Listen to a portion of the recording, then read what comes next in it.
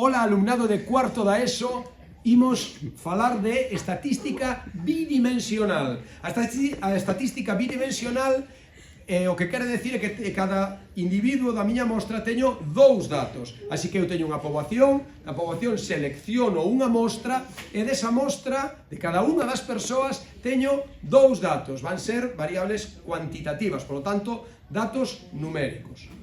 Entón, o que fago é representar os datos nunha nube de puntos, donde cada punto, a súa coordenada x será a resposta ao primeiro dato e a súa coordenada y será a resposta ao segundo dato. Nas miñas nubes de puntos tedes que saber cualificalas usando dous adxetivos: forte, débil, positiva ou negativa. Exemplo, se eu estudo a nota que saquei nun exame e as horas que estudei para ese exame, cada punto é unha persoa. Esta persoa ten unha nota baixa e estudiou poucas horas. Esta persoa ten unha nota baixa e estudiou máis que a anterior. A medida que as notas suben, pode ser que suban as horas de estudo, e así vou construindo a miña nube de puntos. Vale? Cada punto é unha persoa. A coordenada x é a nota que sacou no exame e a coordenada y é as horas que estudou. E como observades, isto ten unha certa tendencia crecente. Se teño boa nota, posiblemente estudei máis horas. A tendencia márcase con unha línea que lle chamamos recta de regresión, que trazamos a man alzada. Vou na poñer en cor azul. Iso márcame unha tendencia.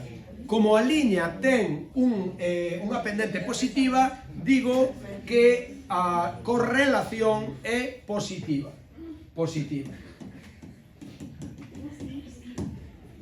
E despois tamén teño que cualificala usando o adxetivo forte ou débil. Isto sírveme para comparar correlacións. Se eu tivese outra correlación con outras nubes de puntos que estivesen máis próximos a unha liña,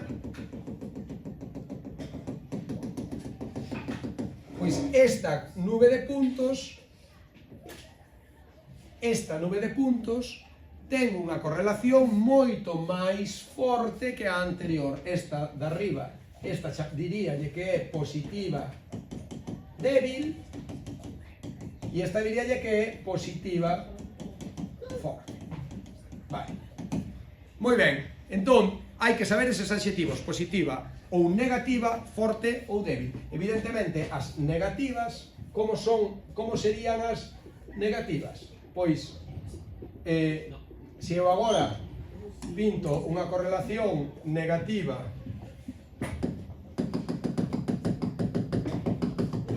débil, é unha correlación negativa máis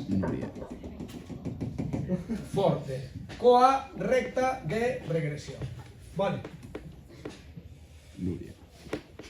Coa recta de regresión correspondente.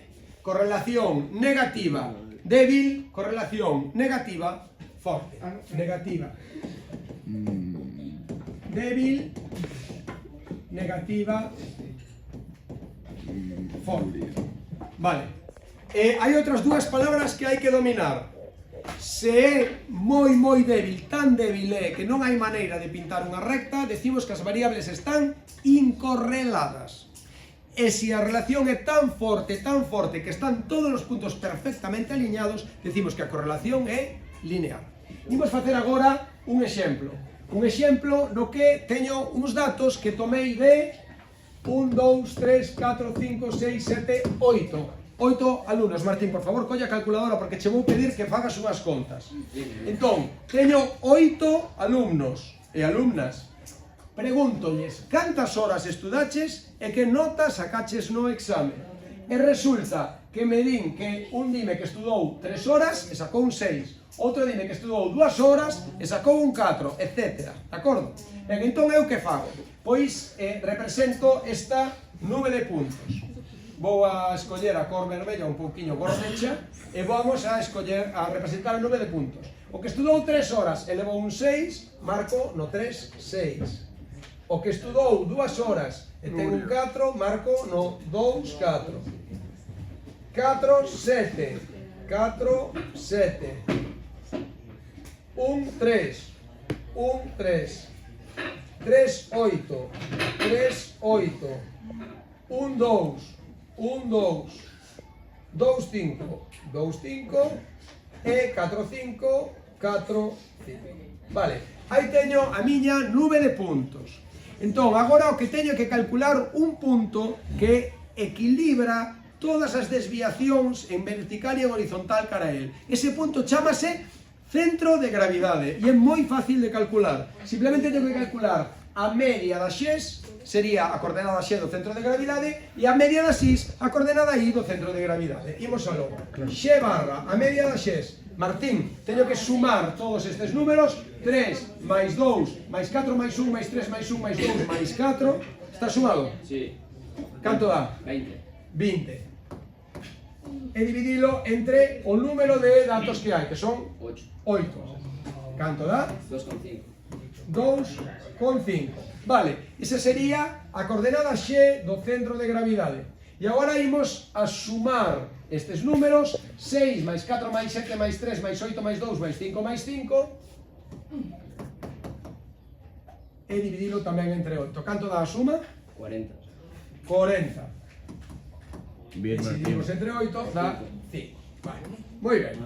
Pois, este punto 2,5, 5 é o centro de gravidade que vou pintar cunha cor lila, vale? 2,5, 5. Fixadevos que o centro de gravidade non é ningún punto da miña nube de puntos, pero sí que é un punto que equilibra as desviacións de todos en horizontal e en vertical.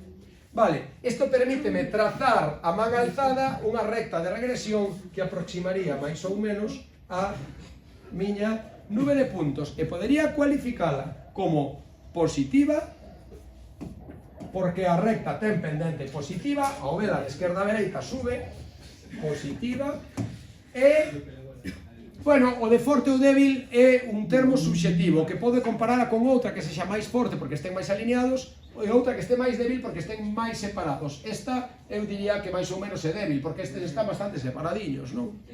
Entón, bueno, como estes están separados, o importante para forte e débil é canto estén separados os puntos da recta. En este caso, como teño estes dous bastante separados, pois vou decir que é algo débil. Non moi débil, pero algo débil, vale? Ou pouco forte, se queredes. Pouco forte. Ou algo débil. Algo débil. Vale, moi ben, grazas, pois con isto está.